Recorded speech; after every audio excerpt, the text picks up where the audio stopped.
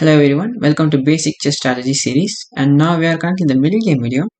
Before I get started, I just want to make sure that if you haven't seen our previous lesson, that is the opening video, there's the link in the description below. Take a look so that you will catch up the basics by step. So yeah, without further ado, let's get started. Chess is all about the game of thinking, right? Now there are some basic patterns you should know like tactic and strategy.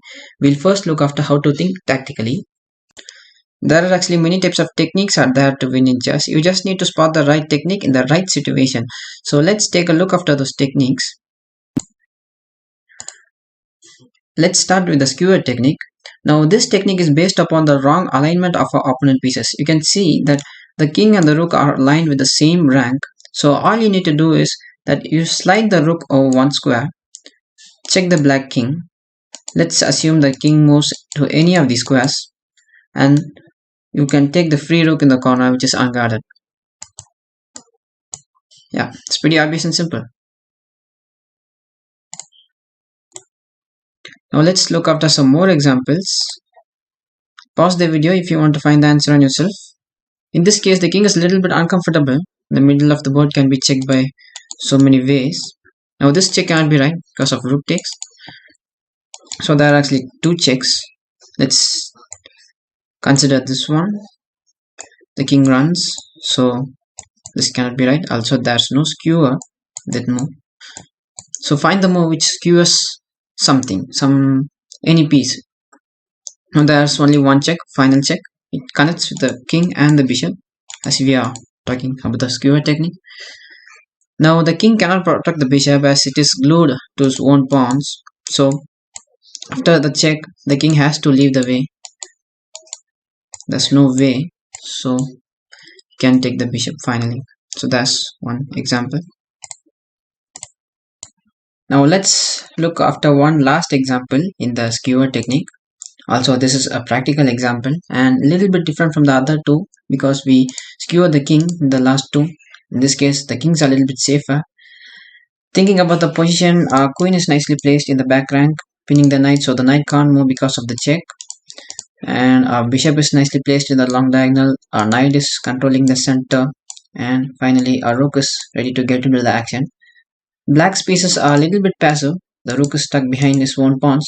This bishop may be a little bit active, but in this case, white has a good move, which is this, simply attacking the queen and skewering the knight. The problem here for black, wherever he moves the queen, he's just going to lose the piece.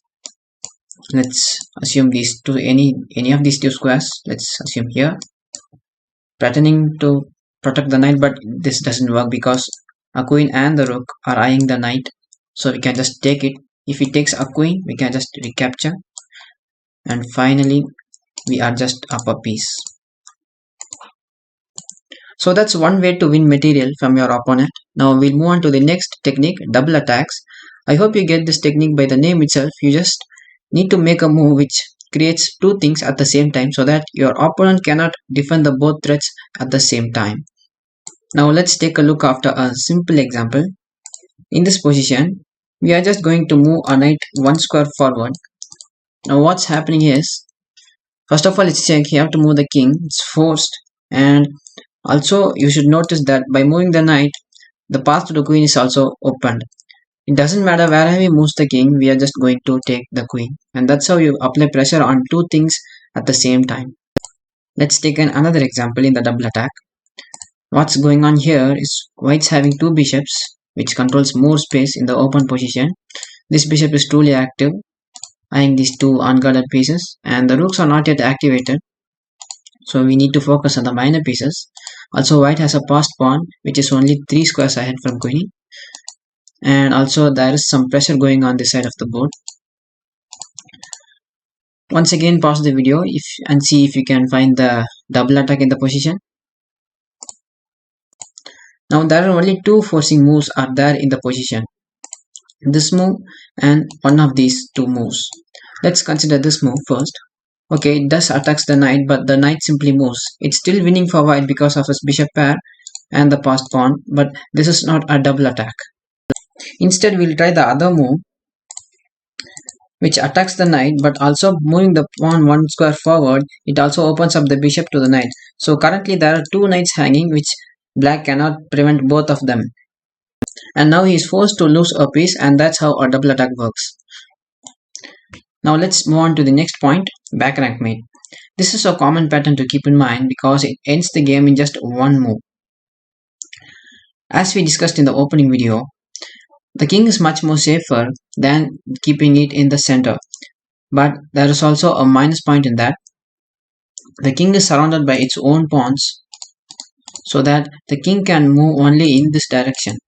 If white accepts this free pawn, it's just going to be made in one move because the king can't move to any of these squares.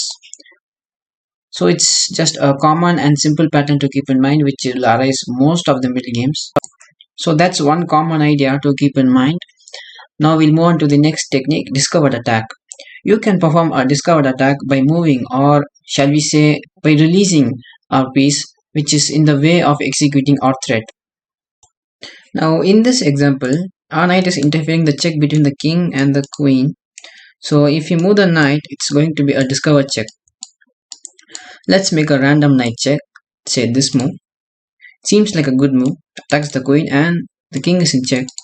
But unfortunately this does not work because black has a good move here, just this move, saving the queen and also protecting against the check. Still winning for white after winning an exchange, but there is a quick win. Let's take a look after that. Instead of moving our knight to the square, we'll move here. Now it's a double check. So black does not have time to block with his queen. He had to move the king, any of these squares.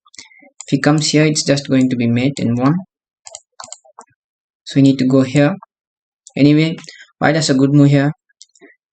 That is to sacrifice the queen.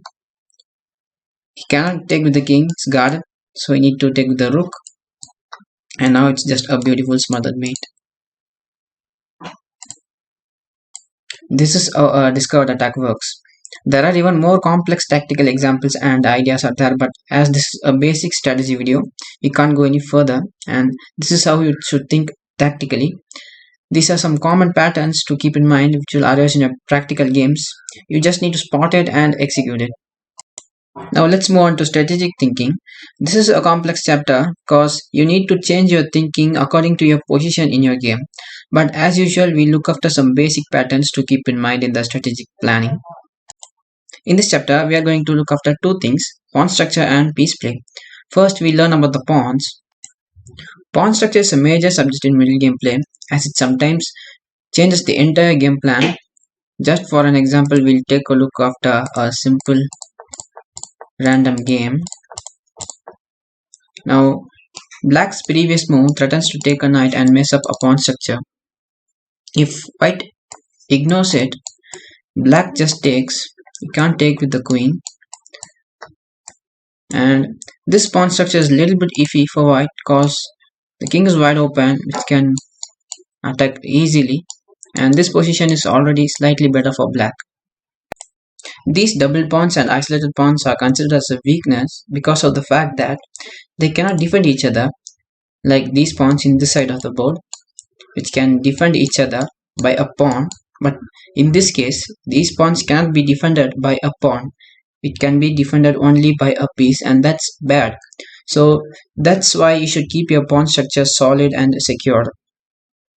If black manages to apply enough pressure in these doubled pawns and isolated pawns, he may win it and gain an advantage in the early stage of the game. So that's why you should keep your pawn structure solid and secure.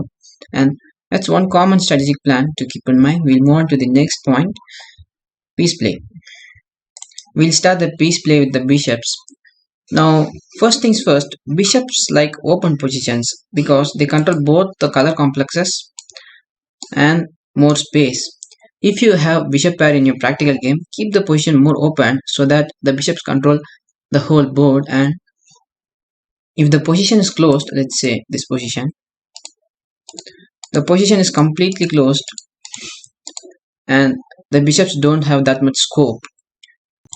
So that's why bishops love open positions. And one more point to keep in mind, that if you have a light square bishop, Place all your pawns on the dark squares. If you have a dark square bishop, place all your pawns in the light squares. So let's take an example for that. In this example, white's having a bad bishop because all the pawns are in the light squares and white's having a light squared bishop, so this bishop doesn't have that much scope comparing to black's bishop because the pawn structure is in the dark square and the pawns does not interfere the way of the light squared bishop. So that's why you should put all your pawns in the opposite color of your bishop, and that's how you should play with the bishop pair. If you have the bishop pair, make sure to keep the position open so you can make use of them. So these are some basic strategic and positional ideas which will help you to understand the theme of the game. And that's all for the middle game video. I hope it helps your middle game thinking process. Before leaving, if anybody is new to our channel, just subscribe to Nightmare so that you will be notified in the next video. Bye.